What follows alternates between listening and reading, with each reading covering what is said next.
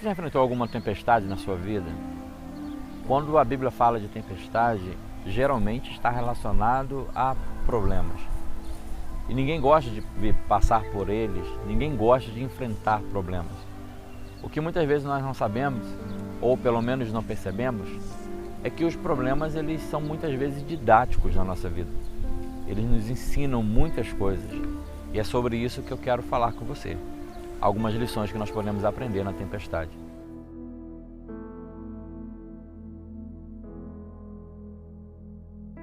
No Evangelho de Marcos, capítulo de número 4, a partir do versículo 35, nós lemos o episódio onde Jesus coloca os discípulos no barco e dá uma ordem que eles deveriam passar para uma outra margem, para a terra de Gadara.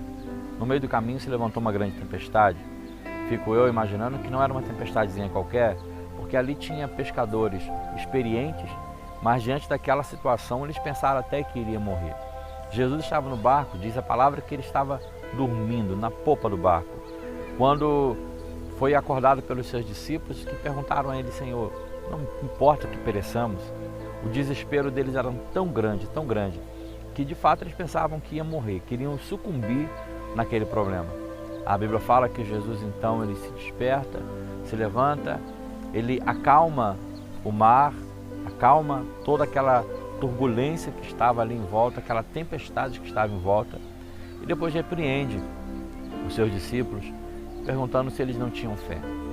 Nós aprendemos nesse episódio aqui pelo menos duas grandes lições dentro desse episódio que eu quero compartilhar com você.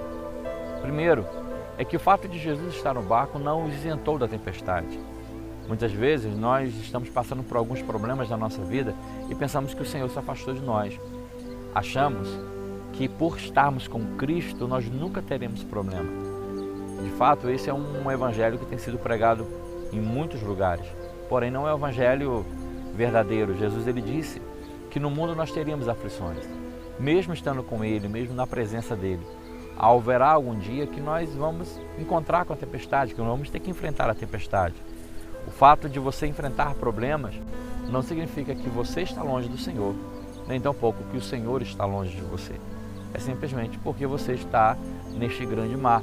A Bíblia fala que além do barco dos discípulos, outros barcos seguiam também. Jesus estava no barco dos discípulos, mas a tempestade veio para todos.